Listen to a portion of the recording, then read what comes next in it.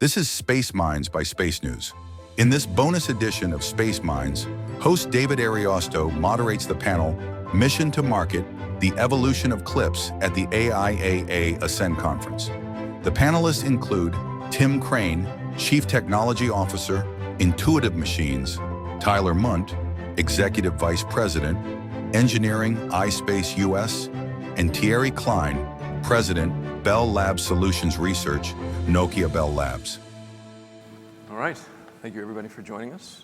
Thank you for this esteemed panel here. We're going to be talking about some exciting things that have been going on in a whole host of capacities, not only in terms of commercial development that has to do with CLPS, but the broader sort of geopolitical context with which this is operating in, and a lot of some of the new innovations and, dare I say, frontier technologies that have been exhibited in the commercial space.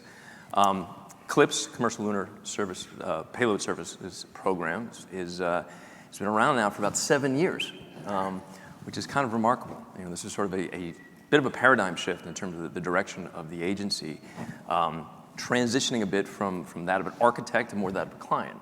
I think that'd be fair to say. Yeah. But the orientation has obviously been the moon and the growth of sort of a commercially viable space that's starting now to push out past that near Earth orbit, cislunar space, and development of the moon, dare I say Mars, and beyond. So, you know, with this esteemed panel here from Intuitive Machines, Tim and Tyler from ispace, and Thierry from Nokia, we're going to kind of get into the lion's share of this. But Tim, I want to start with you. In the context of CLPS now being 7 years old, and Intuitive Machines having perhaps one of the most public faces of the CLPS program, you've had 2 missions to the moon, and you've got another one planned. Where do we stand? Yeah, it's hard to believe it's been 7 years. Of course, you know, 7 years ago when CLPS started, it wasn't like there was a host of companies at the starting line in a 3-point stance ready to go. So when CLPS was instantiated, the concept that commercial companies could fully manage the integration of a spacecraft, getting it certified for launch, handling deep space operations, working in the lunar environment, attempting landing, doing surface ops, that whole package not being run by a legacy government institution, but being handed off to a commercial company. That concept was unproven, and there weren't many organizations out there that were really seriously thinking about that. So it was leadership from NASA to get it started. And I look at the last 7 years as being the demonstration phase of CLPS. Is any of that value proposition from integration to launch to landing, is any of that really feasible in the commercial world? Can we do it? Or is that still purely the domain of sovereign governments? And we've had some success. We've had some challenges. But we have moved the ball forward, and we're getting close to what I think is going to be the end of the demonstration era, and we move into a regularization. So very soon, we're going to get all the bugs worked out, not just Intuitive Machines, but ispace, Astrobotic, Firefly. We get into repetitive cadence of these missions at the class we see now, and imagine 2, 3, 4 missions a year regularly going to the moon, to the point where you go, yeah, those science class missions, they just happen, and you're not remarkable about the transportation anymore. So that'll be the next era. We're moving into that era, and despite the challenges we've had in the first phase, I think we're on our way there, and we're going to get the things worked out. We've learned from the experiences we've had. The net investment to get to where we are today has been relatively small compared to historical mission prices. Ask how much it would have taken to do 4 attempts at a science class lunar landing 7 years ago. The number would have been considerably larger than what we've actually spent to go do those. So let's move into the regularization phase. But then the challenge after that is going to be expansion and moving into heavy cargo, moving into taking things to the moon that have an intrinsic value themselves that's much, much greater than the transportation. And what I mean by that is it takes a certain amount of investment to get a booster and to build a 100, 200, 300 kilogram capability lander and send that to the moon. Well, now let's move to a 2 metric ton, 3 metric ton lander. That does cost more than the first case, but not exponentially so. It might be double the cost, for example, to get the larger booster to build the larger lander. But the value of putting 1 or 2 metric tons of equipment on there could be billions of dollars. Imagine taking a 2 or 3 metric ton ISRU plant to the moon. The burden in that expansion phase where we're headed in the future is we have to be able to say that at that class, we have a standard of rigor and mission success that is commensurate with the payloads, even though the transportation cost at that point becomes much smaller than the value of itself. And you mentioned budgets too. So I mean, when we sort of relate to this, I think there's like a broader consensus that we talk about the Apollo program. That was 4% of GDP. You're operating a $100 million contract. So this is a wildly different type of contract, and also the nature of where you're going is very different. And that's those contracts at about that $100 million range includes the booster, right? And so this isn't like a discovery class where you see the number and you go, well, the booster's separate in its own bucket. These CLPS missions are turnkey operations. NASA says, look, deliver this, operate this, integrate this, launch it, get the range approvals, do your own deep space tracking, and we have to cover all of that. So the standard for all of us is a fully successful landing every time we go. Right. But we're figuring out, we know the cost is not 4% of the GDP, right? But where is the deck that we go, look, I can't go below this? And we've been dialing it in. And I think the CLPS program has done a great job of maturing along with the CLPS providers in understanding how to structure the contracts and say, all right, we do have to recognize that there's a level set of, if you go below this, the risk profile goes up. So how do we dial that in the right way? That's been part of the growth of the program too. Right. Tyler, I want to get to you, because you're at iSpace. Had 2 such missions. You've got one coming up as well with regard to a 2027 mission on the far side, which is terribly exciting in terms of what you're doing there, in terms of 2 relay satellites as well as a lander. But all of this is also coming at a moment of important context in terms of the geopolitical construct of this, right? And I think the reason that I mention this is that one of the criticisms of American space policy has always been sort of the fickle nature of it, in the sense that you have one policy and then it shifts depending on the administration, the politics in Congress, and how that sort of all plays out. While one of America's chief geopolitical rivalries might move a little bit slower, but has maybe a more consistent guide of leadership. And so in the context of that, CLPS, which 2027 will be your first mission, is one of these rare exceptions, seemingly, in the sense that it spans 3 administrations. 2018, it's still here. Began in the Trump administration, right through the Biden administration. It's still here with the Trump administration again. So, I was hoping you could maybe speak to the importance of continuity and the broader confidence that the broader public has within this broader structure. Yeah, I think what's really interesting about CLPS that enables it to kind of survive all those administrations is, at its foundation, it is enabling competition within the United States, right? You're trying to stimulate the commercial market, and inherently you're driving the cost for these missions and the cost for those services and what the customers are ultimately paying for, which is their data on the lunar surface. You're driving that down. Yeah. You're forcing a lot more investment from these entities themselves. For instance, iSpace has actually invested $150 million, of our own, because we do have to do things like cover the cost of launch services and things like that. So NASA's the foundation of CLPS and being able to span those administrations, I think, comes down to competition, and in doing so across multiple administrations, from task order to task order, as long as we're raising the bar and asking for more and pushing what those requirements are, I think we continue to drive even more competition, more innovation, more unique solutions. In our first mission as part of Team Draper Commercial Mission 1, set for 2027, is an example of that, now going to the far side of the moon, which does not have direct line of sight to Earth. Yeah, speak to us a little bit about that in terms of those challenges. Yeah, so on the lunar surface, there are multiple lunar days and lunar night cycles, but the moon is tidally locked. So the far side does not have direct line of sight for RF communications to talk to Earth ground stations directly. And so you can approach that problem a number of different ways. And the way that iSpace did it with Draper as part of the CP12 contract within CLPS was to carry a pair of communication relay satellites during transit, and we're actually going to drop them off in lunar orbit prior to touchdown. Right. So we'll have those birds in lunar orbit ready to go, then we touch down and then transmit all of our communications through those satellites during surface operations, and then they will remain in lunar orbit for years to come. Yeah. So not just focusing on surface operations, but actually expanding a communications network to the lunar surface. That is, I mean, that's a perfect transition to Thierry. Because, I mean, when we talk about communication services, you're the guy on this stage. Let's talk about that, but let's also talk about the nature of what constitutes success, right? Because I think you and I were talking about this earlier, that sometimes there's almost this like binary construct of mission success or mission failure, and nothing in between, where that doesn't necessarily play out in terms of the actual science, the technology, and some of the demonstrations. But speak to us a little bit about IM2 and what you were able to achieve there. So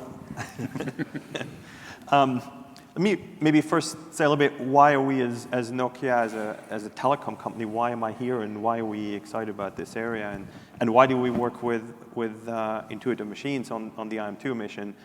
I think we started looking in 2018, we started looking at space exploration and thinking about all the vision and the ambition that everybody had for going into space, going to the moon, and we realized none of this will actually happen without communication. Yeah. And we, as Nokia, we're a global networking infrastructure company. Probably some of you had Nokia phones. We don't make Nokia phones anymore, but we built a network infrastructure. And anytime you make a call, you make a wireless connection, you have broadband at home, you're probably touching Nokia equipment at some point. So we said, if all the missions need communication, why are we not in this space? And why are we not in this market? Why are we not bringing the technologies that we have to bear? And knowing that we launched the first communication satellite as Bell Labs in 1962, but we haven't really done anything in space in the last 20, 30 years. So we said, we're the communication experts, but we don't really know anything about space, but how can we work together? And as part of the Tipping Point program that NASA had, we teamed up with Tim and his team and said, how do we prove that you can actually take the cellular technologies that we all use every day, how can we prove that we can take those technologies and adapt them? Leverage all the investments that the telecom industry has made, leverage the standards-based technologies, but adapt them and reconceptualize what a network looks like when you operate it in these really harsh environments. And so coming back to your question on success for us is proving that we can actually do this. And sure, the IM2 mission was not everything we wanted to do, but we've proven that we can take cellular technology, we can build it in a network in the form factor that's swap optimized, can handle some radiation, can handle the temperature, can handle the mechanical stresses of putting this on a rocket. Typically a Nokia network or any telecom network doesn't sit on a Falcon 9. Right. So for us, even getting to the lunar surface, proving that we survived launch, transit, landing, and we could operate the network, even if it was for a short period of time, is a success. So proving that we're taking this step forward, that this is a viable path to take commercial cellular technologies and adapt them for space is possible. And we said failure is if we don't learn anything on this mission. So as long as we learn something, we progress, we get some data back, and the fact that we operate the network on the lunar surface is a huge success. Could we have done more? Sure. But have we done a lot? Absolutely. I find that so interesting in the context of like, you mentioned 1962 in terms of launch of commercial satellite, and I think there's like almost expectation in the broader public sometimes that technology simply advances by dint of its own momentum, and it doesn't quite work that way. It requires individuals to go out and make this happen. But in terms of what you created, this is shrinking down a communications network, basically a cellular network, to that of a pizza box that can kind of withstand the vibrations of a Falcon 9, the extreme temperature swings. And then we didn't even get about the nature of like what an infrastructure grid might look like, the data requirements, the processing requirements on orbit, because it's not just about communications, right? It's about just being able to process that data in situ, sort of that edge computing kind of construct. And it just strikes me that we're at the vanguard now of all of this sort of germinating, if there's political wherewithal for it. Yeah, and I think coming from Bell Labs, we're the research organization of Nokia. So we're always advancing, we're always pushing the boundary. And so for us, this was, how can we build that extreme network? Yeah. How do we optimize it from a hardware and software perspective to fit a form factor that we need? So It is size, weight, power optimized. We've not really done a lot of work on how you send bits and bytes. That is standard capability, but we've done a lot of engineering on how do you shrink that form factor, how do you harden it from a mechanical perspective, how do you handle temperature, how do you handle the operation of the network, because we want that network to be completely autonomous. It can function as soon as it touches down, the network is operational, self-healing, self-configuring, self-managing. We can control it from Earth and we can intervene, but we really want that network to be self-X. Because we think any robotic mission, by definition, doesn't have technicians who can intervene and so forth. Right. And even if you have astronauts, their crew time is so precious, you don't want them to be network technicians. It should really be drop and forget. So we've done a lot of work in that direction as well. But we also know that there is more capabilities we need, and I think Tim mentioned earlier when we chatted, if we get beyond lunar night, we need to take care of some of those capabilities. The radiation aspect, if we stay longer than 2 weeks on the moon, how do we handle the radiation capabilities? Right. And those are the areas that we need to work together, and we are not the experts on that. We're learning, but this is where we're excited about being part of this industry to collaborate on those challenges, because it's the communication capabilities, but then what does it mean from a system perspective and from an operational capability? There's a commercial aspect to this I want to tug on a little bit too. Thierry mentioned that the Nokia payload was a tipping point payload. And so behind the scenes, what had happened is when CLPS came out with the Prime 1 contract, they first asked the CLPS pool, hey, we've got a payload we want to take to the moon. It may not be a full manifest. So we may only take a third or a half of your lander capacity. Do the economics of that work for you? So they actually surveyed the field first, and enough of us responded, yeah, we would take a partial payload, and we would then demonstrate that we could fill the rest of that manifest outside of the CLPS program. Now, granted, Tipping Point's still a NASA program, but we signed up we'll take about 45% of our capacity on a CLPS payload, and we'll go and commercially figure out how to fill the rest. And that's when Nokia came to us serendipitously and said, well, we would like to go after this tipping point. Would you support us? So they were actually the ones who wrote the proposal to NASA to do the comm demonstration, and we supported them as their transport. But when we flew IM-2, only about 45% of that was a CLPS payload, and the rest was Nokia and some other payloads we had. And so the premise behind the purpose of CLPS, we talk about the evolution of CLPS, of NASA wanting to be one customer, but not the only customer, in this case, the CLPS program. Is it possible to fill the rest of a payload on a kind of a 2-year time interval and not a 5-year time interval? That was a success. Commercially, that was a success to prove that that model could work. I think that to me is like the $1 million question of all of this. Is like, does this work if someone other than taxpayers are on the hook for this? It's not clear yet, but I do remember someone mentioning to me that if China is there, then a market will follow, so to speak, in terms of the geopolitical competition that is an impetus behind a lot of this. But let's get into IM-2 just a little bit more in terms of that last mission, because I don't know that you could have picked a more difficult spot in the solar system to land a spacecraft. And I don't know that this is fully quite appreciated. I mean, there are temperature swings that drop in some areas below that of Pluto in the context of some of those craters with eternal darkness there, with some of that water ice expected to be trapped. So, you have problems of eternal blackness, you have wild temperature swings, you have just the basic comms issues as well, and all the while you're operating with an autonomous craft that you're losing comms with as it kind of goes into that lunar descent. So maybe kind of paint a little bit more of a picture, not only in terms of how difficult it is, but why there. Well, there's some unique physical features of the lunar South Pole. It is more rugged, so you have a lot more vertical relief, extreme shadows. The solar illumination basically hovers on the horizon continuously, at only a few handful of degrees. Because of the extreme elevation, that means you get periods where it drops behind mountains and ridges and craters and goes away for months, and then times where you're fully illuminated for months. That repeats on, guess what, a 17-year cycle. So it's not like a mid-latitude region, which is basically the same every 14 days. We have to handle all of that. We have to look at how the thermal management on the moon is not to be trifled with. It's a big Yeah. deal. But it really puts the pressure on precision landing.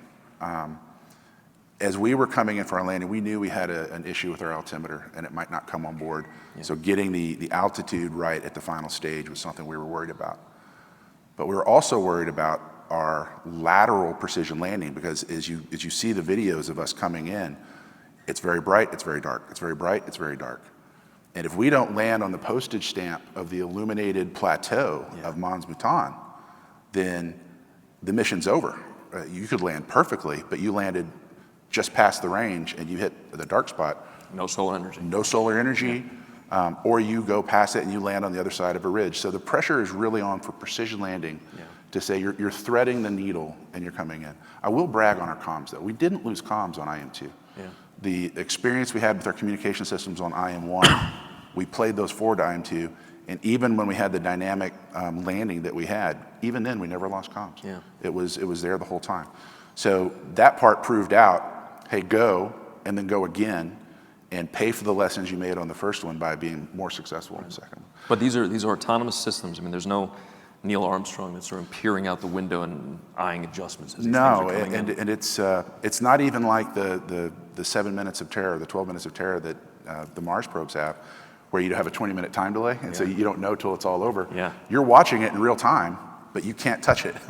Right. So you button up the vehicle 1 or 2 revs before it goes down, and you trust that all the testing you've done and the autonomous systems will manage. It's about a 15-minute burn. Yeah. And you watch the data play out. So we handle how, but why there? Because I mean, ostensibly there's questions of water arise, right? Which through electrolysis can be converted either into fuel or breathable oxygen or water, water for cooling systems. All sorts of mineral resources potentially. Questions about helium-3, ideal fusion reactor fuel, but more importantly, cooling for quantum systems. Yeah. There's that question though about transport to market, right? And is there and this I think is really the crux of the questions of commercial viability of the lunar surface, particularly when it comes to extracting what's there. Can you get that stuff and bring it to market at a price point that makes it still profitable for the company? Well, definitely we have to scale if we're going to do that. And Tyler, you kind of alluded to this when you're talking about bringing data back with the relay satellites. The value of space is what you bring back from it. Yep. And in the early phases of CLPS, it's data, right? All this data we're bringing back. But we're going to have to evolve past that and bring kilograms, not kilobytes, back from the moon. And then to do that, you're going to have to move into this expansion phase where the rocket equation is real tough. And if I want to land something that can come all the way back, I need more than a few hundred kilograms. I need to be able to land more than that. And so that is going to happen for us to close the economic cycle with the moon and benefit life back here to be able to bring those things back. Now, there's some exciting things happen adjacent to CLPS with the Lunar Terrain Vehicle, where you begin talking about a permanent surface asset, autonomous surface asset on the moon. And you begin to thinking about multi-missions. So now imagine an LTV on the South Pole, and CLPS providers are delivering resupply and new technology to that LTV over a 10-year life. That helps us scale too, where we get out of a mission is what I can put in one spacecraft, one launch vehicle, and go, and that's all I can do. No. Think about it more now like the ISS, where we continue to send things to this asset, and we do more and more with it. Well, now we're on the surface. So I think all those pieces get there. You're absolutely right. We have to target a point in the future, though, where we're bringing material back. And I don't like to say sample. I don't like to say lunar sample return. Sample kind of has a small-scale dabbling aspect to it. I want to bring lunar material. Material, when you talk to your lawyers, material is important. So I want to bring lunar material back. Tyler, you want to jump in? Yeah, and maybe just to add to that, I think developing that infrastructure is nothing that any of us up here are going to solve as individual companies. Right? It's going to take the broader community, because it is hard to fight physics in the rocket equation, and you're going to need things like more capable launch vehicles, or you start bringing in OTVs into the equation. And so to get to that scaling point, when we get out of this demonstration phase, we kind of need to be ready as a community and evolve together to make sure that we're trying to have more propulsive capability to actually carry that mass and bring it back. Interoperability is something that we talk about a lot, and NASA has shown leadership in interoperability with the Elkerns and the LunaNet standards. But it's not just a good idea, it's something we have to do.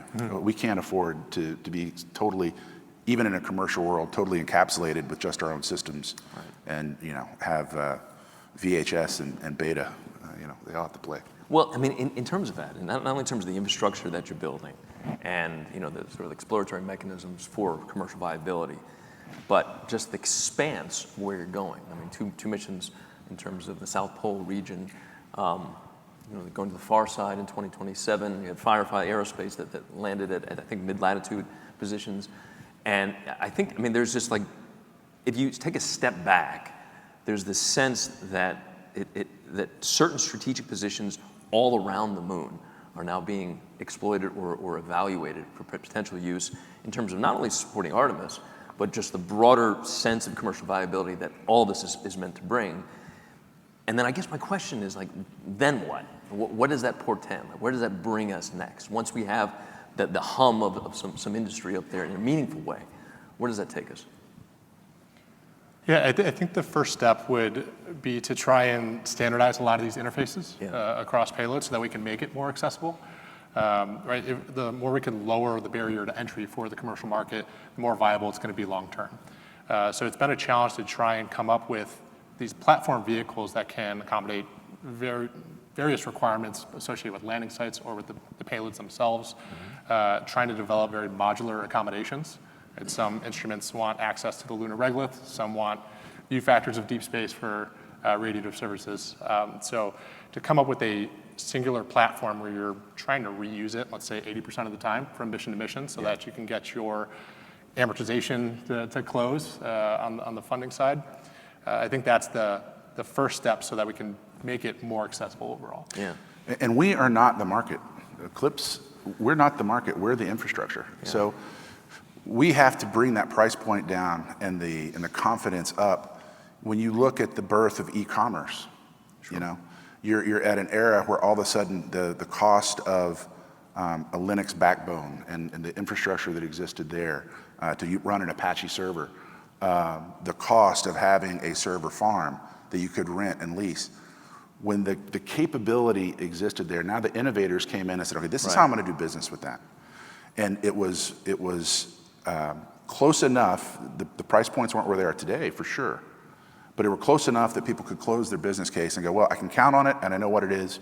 Now I'm going to be innovative outside. So in this model, ispace, Intuitive Machines, our competitors in the pool, we're the Apache servers and the backbone for e-commerce.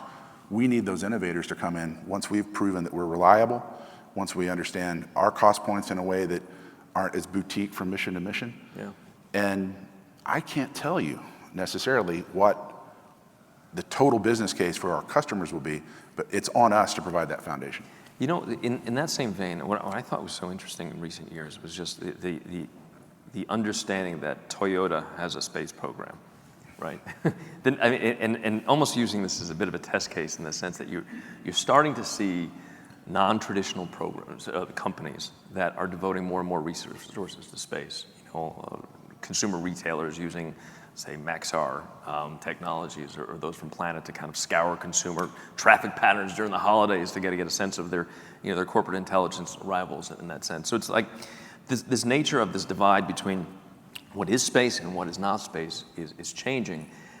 And CLPS strikes me as like almost this little bit of a lighthouse effect in terms of the initial push being that of government and then maybe getting out of the way and then pushing it further and maybe getting out of the way. I don't know if we'll ever reach that point with the moon. That's a very high bar in terms of where you're thinking of getting to, but in terms of what Nokia is doing and what other commercial service providers, because back in the 1960s, I wouldn't have thought of Nokia as as part of the Boeing structure of legacy space companies, but very much are and actually were in different capacities. So, yeah, but if you think about what Tim and Tyler talked about from the infrastructure, right now every mission that goes into space or goes to the moon or cislunar brings their communication capabilities with them. Yeah. But if you keep going back to the same region or you have a moon base and you have these assets that are there, why would you have everybody bring their own communication capabilities? Right.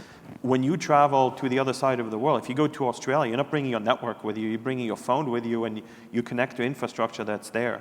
So as we're deploying more and more assets that stay in the same region for long periods of time, why would you not have comms infrastructure to be part of that?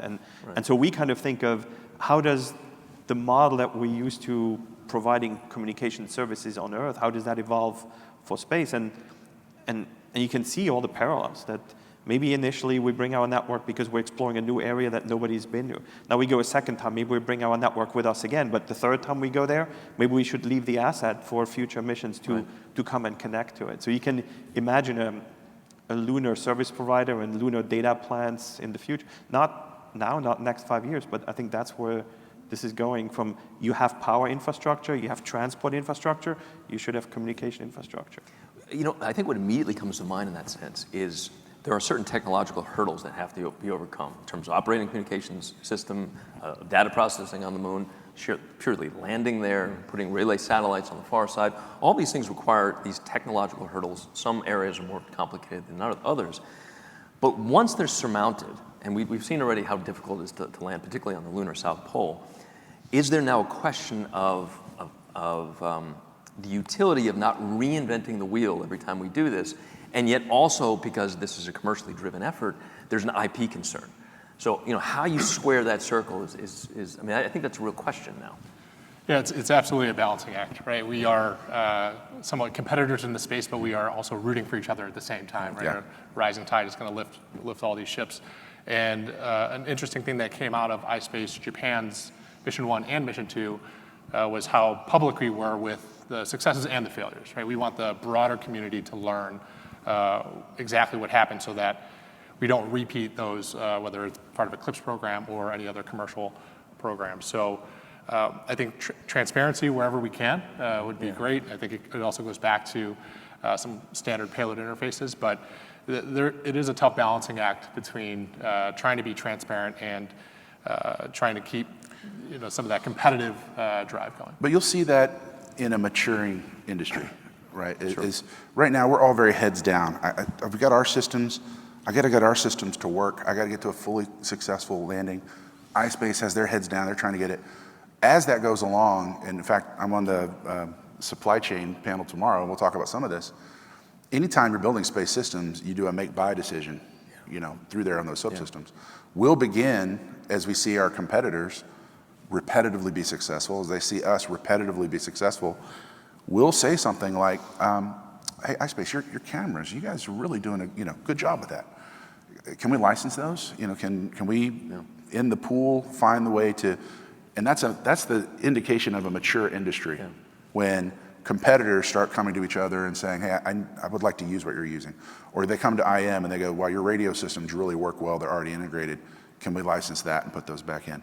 And the great thing about those models is they exist terrestrially across industries. There's nothing unique to space about how do we be more efficient as an industry. So once we kind of get over the hump of these early days and early challenges, I think you'll see that pick up. It's also a public confidence question, right? Yeah. Because if you have just one company that's landing on the lunar South Pole, and there's a CLPS program, however small these budgets are relative to those Apollo program numbers, we've seen that there's a degree of political expediency in terms of identifying the things where cuts might be made. And so if you can, it just strikes me that you want to be competitive, right? Yeah.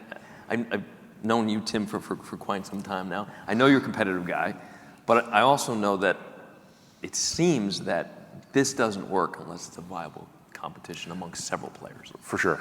The competition is a stressor because it keeps you on your toes. It really is to the benefit of the taxpayer for there to be multiple successful companies. I know when we write a proposal to submit to CLPS, it's, all right, what is it really going to cost us? How can we be most successful? Boy, I wonder what iSpace is going to do. And so how do we, that pressure makes us give our best offer, not just technically, but on price too. Yeah. Very healthy for the community, for the American taxpayer, to have that competition in the pool, that we're always trying to make sure that we're doing the best offer we can. And not just domestically either. I mean, I would venture to say that part of the germination of the CLPS program back in 2018 was this growing recognition of what China was doing with the Chang'e program. in the sense that, you know, there's a rivalry there, but does it have to be an enemy kind of construct, or can it be a healthy competition that kind of pushes the nature of you know, humanity's expansiveness further than it might have existed without that competition? That's a hard question to answer given the nature of IP theft and all these other things that kind of engage on both sides of the Pacific here. But I think there's a, I mean, even dare I say, almost like a silver lining that can be gleaned, in the sense that it was a wake-up call, in the sense that we got to get this done, but maybe leverage a more commercially based system. And that, to me, strikes me as like one of the foundational differences between the two systems. A state approach from Beijing, which tends to hew a little bit more towards that Apollo-era structure, and this new, you know, I say new, it's not that new anymore, but this, you know, relatively new commercially backed approach in which, you know, viable markets can start to push with, you know, with maybe the tacit approval or backing of taxpayers in Washington. And that confidence that we're looking to give to the public, our successes and our failures inform that. Yeah. I know every time that we would watch a lunar landing mission attempt, Space IL, ispace, Astrobotic, we would take notes. And if they had a challenge, we would take the notes from that, and we'd go back and compare it to our systems and go, okay, are we susceptible here? What are we doing? Let's make sure we look at that again. When Firefly was successful, we went back and said, okay, we had an altimeter problem. What altimeter did they use? You know, let's go look at that. Seemed to work. And so even though it's not one program directing all of these companies, we're all observing each other and seeing what's working and how it's going. We have a lunar communications network that we're deploying for NASA under the NSNS contract. We're going to watch ispace very closely and see what lessons they learn that we can glean and look for interoperability there. So I think that, you know, I'm a football guy. You might not be surprised to know that. But the forward pass, yeah. Somebody started the forward pass. It was successful, and now it's all across that sport. So as elements of the CLPS program, CLPS field, become more successful, we'll imitate each other a little bit, and then we'll ask each other to help us, and we'll work together. You know, you mentioned the altimeter problem. I think that was, you know, one of the nicest kind of understatements of the night in a sense. But what I think that speaks to, and Tyler, maybe you can talk to this as well, is that it's not just the sort of the technology, and it's not just the commercial ecosystem that's developing here, but a lot of this has to do with the people that are making the decisions and are fixing these problems in real time.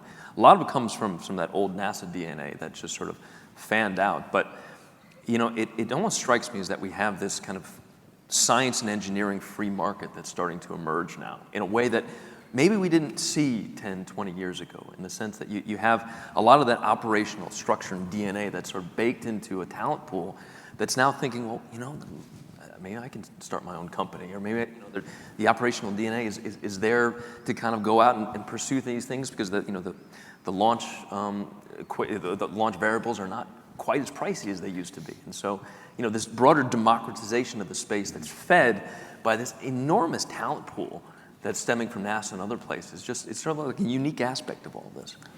Yeah, and when you're approaching a lot of these task orders and coming up with these various solutions, you're trying to draw on as many perspectives as you can to come up with the approach that is low cost but most robust and highest quality for that end customer. And it's a unique position that NASA's had to take as part of the evolution of CLPS, right? They went from owning all these missions to now procuring it as a service, essentially. So to take on a customer role, it's a challenging transition, but it would be a missed opportunity to still not tap into that knowledge base. And I think I've been able to see a lot of these task orders mature firsthand from many years ago, just in terms of how the requirements were written, how the contracts were structured, to where they are today are vastly different. And you can see a lot of those, not just lessons learned, but corrective actions actually implemented on these subsequent proposals, where there are now avenues to tap into that, whether that be just their industry knowledge or test facilities or various other best practices and lessons learned from these missions. So creating those avenues allows us to formally learn from each other as well. But yeah. And I think to that point, though, that there is a kind of a loose organizing structure to some of this, which tends to veer towards Artemis, in the sense that, you know, the imperative is to return astronauts to the lunar surface. And Thierry, this actually might be a good place for you to chime in here, because your next mission is Artemis 3, with this Axiom communications spacesuit sort of apparatus that you're devising, which I would think being able to communicate up there in terms of not only sort of the base structure of autonomous systems, but the astronauts themselves being able to communicate is foundational. So, like, what are you running into? Like, what challenges in terms of devising that kind of architecture? Yeah, indeed. We've announced about a year ago that we're working with Axiom on integrating cellular capabilities into their next-gen spacesuits. This will be demonstrated on the Artemis 3 mission. And architecturally, it's very similar to what we did on the IM-2 mission. It's an evolution of the system, but now it has the additional complexity that we integrate into the suits. Now we are connecting voice capabilities. We're connecting helmet-mounted cameras. We're connecting biometric data from the astronauts. And I think it's a completely different level on the integration, and it's a completely different level from a safety perspective. But it really gets to how do we, and I think one of you talked about this earlier, how do we get more information and more data back to Earth on what's going on the moon? Yeah. And we would all want to, the general public, but I think the operations team, the scientists would all want to see what the astronauts are seeing. We don't want to get pictures back a week later and then develop film after we get it. We don't want black and white, grainy videos and images coming back, but we want in real time to see what the astronauts are seeing. We want to be able to direct them. Maybe they're looking at something and then the scientist on Earth sees there is another area that's more interesting. We want to in real time redirect them. So I think it's really bringing that real time situation awareness. Yeah. But for us, it's a next step of how do we prove the technology, how do we evolve it to support more complex operations and EVAs over a long period of time, longer range. But really, I think the mission critical aspect, no offense to rovers and hoppers, we want them to survive. But I think when you're talking about astronauts, it's a different level of safety and security that we need to address. And yet, there's also a bottleneck question, I would think, right? I mean, there's only so much that, despite the creation of all these relay satellites, I imagine there's a question of processing. And you're like, what can you do there? What analysis that you can do with some of these new sort of AI-fueled systems? What processing? What storage can you do on the lunar surface? And IM-1 actually had the makings. IM-2 too actually had the makings of a lunar data network that was beginning to be forged here. And I think that's how let's say a space network has to evolve. That if we now have all these capabilities on the lunar surface to not just send kilobits per second, but megabits per second of data, gigabits per second of data that you can collect and share on the lunar surface, how do you bring that back? Yeah. So there's what do you do with all that data? So one is you need to increase the pipe and the communication link back from space to Earth. So how do you go from megabits per second to gigabits, tens, hundreds of gigabits per second on connecting Moon to Earth with much larger bandwidth? But then the other question is, do you really want to send everything back to process the data on the ground and saying, oh, everything's fine, versus you do edge computing and you do local processing on the surface where you now augment your communication network with computing networks. And again, this mirrors what you see in terrestrial networks. You can send everything to a data center, but you can also process information locally on your device or in your company, your enterprise, your industrial premise. Right. And I think we'll see the evolution, but it's an evolution of technology, but it's also an evolution of mindset that right now we want to see everything on Earth. We're not comfortable just saying everything's fine on the Moon. Just tell me when there is an anomaly or something in the data that doesn't make sense. So I think we'll see that bringing more data back, but also processing more locally, running AI analytics algorithms on the surface, on the data. And when you get to, if you think even further ahead on Mars, you just can't do it because you have the long delay, and by the time the data comes back, it's probably obsolete. So you will need to have these local compute capabilities.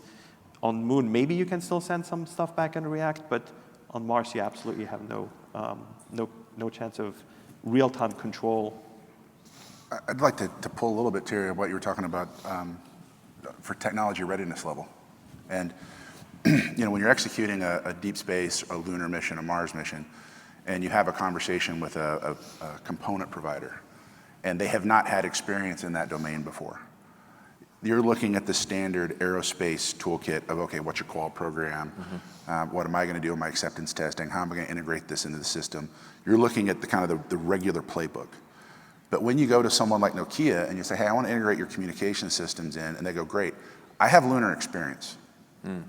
No, 23 minutes, okay. But nonetheless, they have lunar experience, and the context of that conversation is so much richer with a supplier who's demonstrated their technology in that environment. Not just the badge of TRL9, but being able to say, well, these are the changes we're making because of our experience in that domain.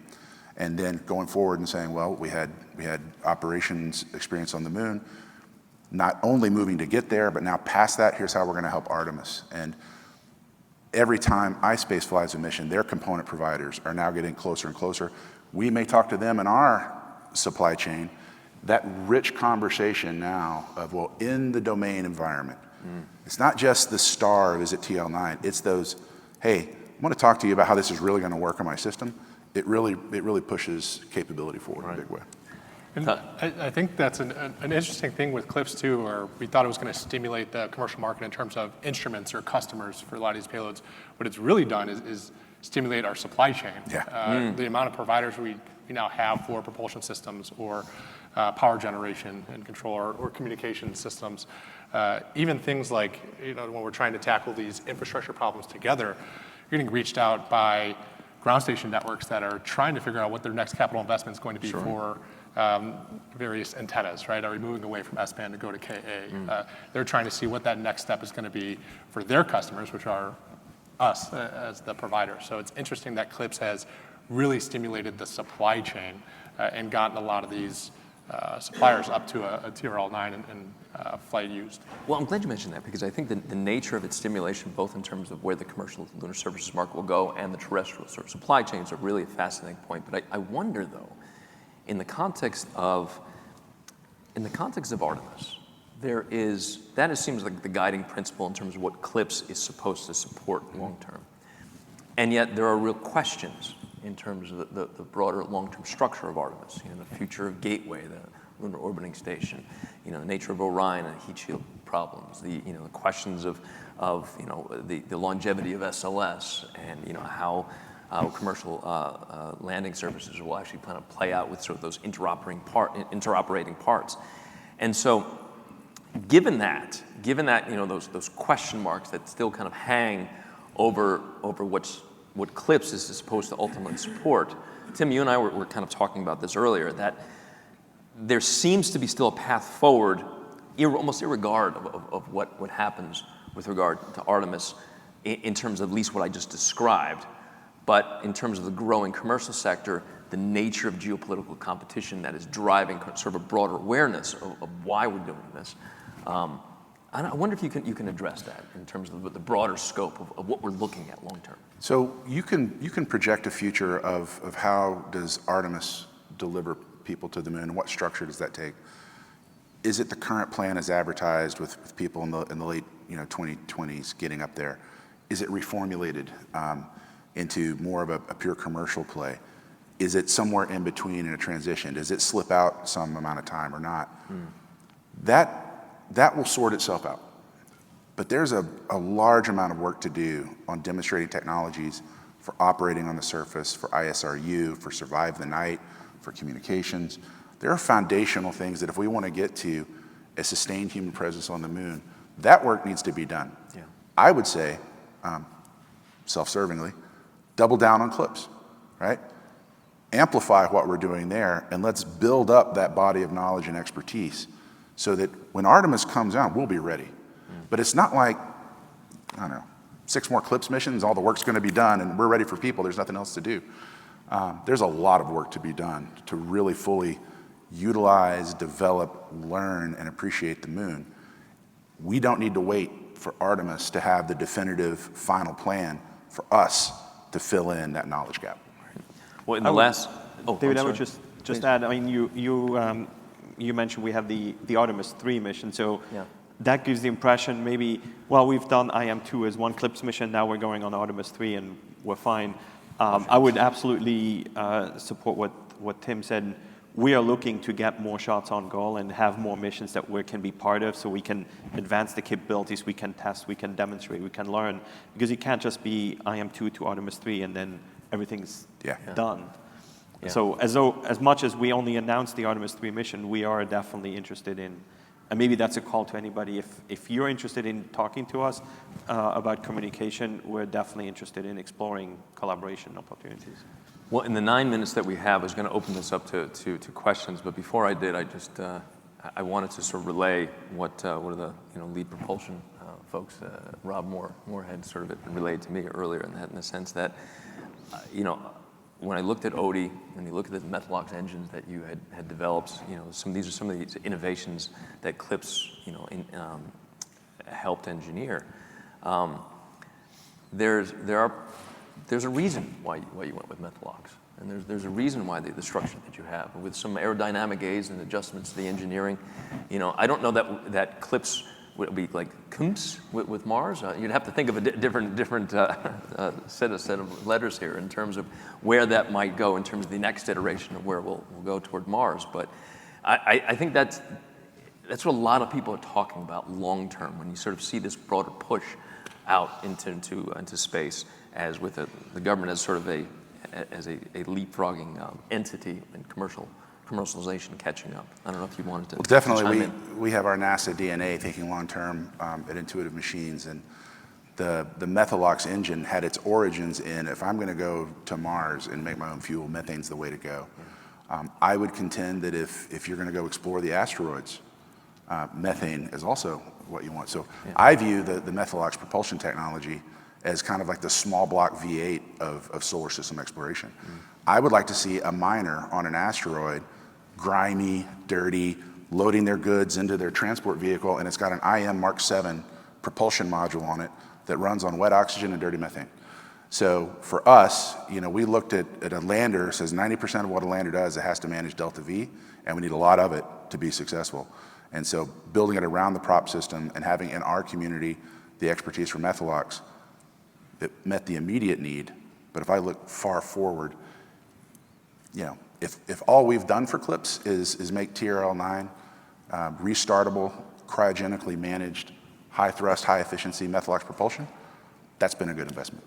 So from CLPS to Mars, I think that's a good place to leave it. Let's go to questions. Be circulating the microphone around if anyone has any questions in the audience in the last 6.5 minutes that we have. Good morning. I am Regina Blue. I am the Deputy Programmatic Manager for CLPS at JSC, and it was all I could do to not just pull my chair up on that stage. So I have a statement, and then I have a question. And so my statement is that the CLPS program is absolutely put together to spur the American economy. That's an important distinction to make. We CLPS, all of our task orders are awarded to companies resident in America. We do not, unlike ISS, have any international partnerships or task orders. So I want to put that out because I don't need Congress at my door auditing while we're paying, using taxpayer dollars outside of the US. So that's very important to make that distinction. I heard it a couple of times and I just kind of cringed.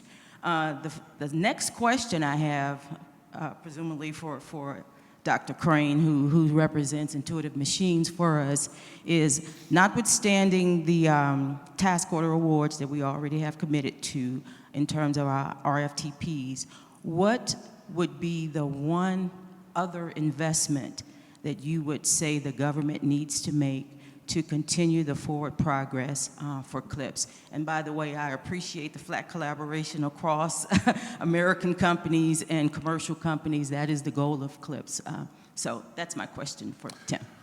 Well, thanks for putting me on the spot. I'm gonna throw it back to CLPS, and this is something that I've been percolating around for a while. One of the things we've noticed is that the CLPS appetite for payloads has expanded to fill what our landers can do. And so, we can fly 130, 150 kilograms on a Nova C lander. The task orders have come out and CLPS is loading it up. They're saying, we want all that. And we're constantly evaluating, okay, when is the right time for me to take a now high TRL system and advance the capability forward? So one of the things that would help us is a strong market signal or some structuring that allowed us to make those expansions into the higher echelons of payload. And we're seeing some of that.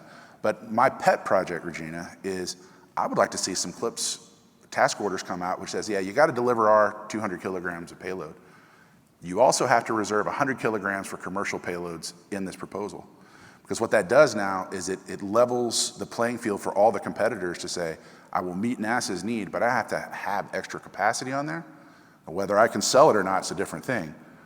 But that stimulates the market in a way that says there really is regular capacity. So I think some of that interaction where CLPS is helping set us up is an investment, not necessarily a technology, but some structuring. And I know the CLPS program is working on CLPS 2.0, and we're coming up on where we're going forward. So some of those ideas where maybe you're not paying for that additional capacity, but we're on the hook to be able to say that we have it, and now it's on us to go fill it. I think that would be a very healthy add going forward. I don't know, Tyler, if you had something. No, I think that's a great point. I think, yeah, raising the bar in terms of lift capability is always one, because to get to that point of building out infrastructure, we have to exceed that 100 kg mark that we're kind of sitting around right now. I think the other aspect is a lot of these initial development missions are somewhat limited to a single lunar day. And we're gonna have to cross that threshold of surviving the night and then eventually getting to a point of operating within the lunar night to really capitalize on all of the expense of actually getting to that point on the lunar surface. And right now there's various solutions that can try and tackle that from a thermal perspective. It is quite challenging on the lunar surface. And you know, traditional battery powered can be quite mass intensive, but some of the more RHU type concepts that have a little bit more of the regulatory burden is making it a little bit tougher barrier to entry. And so if we can try and ramp that up a little bit more, I think we'll make surviving the night and operating in the night more accessible for all of our customers. And a little peek behind the scenes for the audience who doesn't get to see this. In the evolution of CLPS, you know, in the early task orders, it was very hands-off. It was very, we'll meet our milestones, we'll see you on the moon. And NASA was making sure we did what we said we were going to do, but weren't heavily involved. We have evolved to a point now where there's a lot more engagement on support. So right after IM2, we sat down with CLPS and with the Science Mission Directorate, and we said, hey, we've got a challenge here. You've got this deep bench of mission assurance and systems experts that we can't afford to keep on staff. Can you help us get over this one hurdle that we're seeming to struggle with? And that evolution has been, CLPS has said, yeah, because we want you to be successful. I'm not going to give you a competitive edge. But NASA is there for American companies to be able to reach into and say, hey, help us out in this you know, set of areas. And that's going on behind the scenes, not just with us, but with other CLPS companies too. Hi, I have kind of a combination of a suggestion and a question. So I think there have been some really good models with NASA where not only have we been able to do science payloads in the way that CLPS has, but we've also been able to do technology demonstrations. So there's been successes in the CubeSat program and the smallsat world and so forth where those pathways were kind of created where things from SBIRs and so forth to get their TRL-9, you could reserve slots for that. And so my question is kind of what is the reactions, and maybe you do want to pull a chair up there because you could help answer it too, but you know, what are the reactions to maybe trying to add those gateways? You're kind of getting those through the commercial angle, but I think there's also ways you could leverage the programs within NASA to get that way too. It's a great question, and maybe part of the problem is just marketing and getting the story out, because a lot of what you're suggesting is happening today. The PRISM program within NASA basically is incubating the science payloads and giving opportunity to say, you got ideas, you want to propose science? We're going to reserve a spot for you. So I don't know, Regina, there's like 30 PRISM payloads going in the next 4 years, something like that. The technology, whether it's Tipping Point, there's some others like that. But when you look at some of the codes for these CLPS missions now, you'll see CS, you know, Charlie Sierra, that's a CLPS science mission. You'll see CP, that's a CLPS PRISM mission. But you're also going to see, and there's a proposal on the street right now for a CT, Charlie Tango.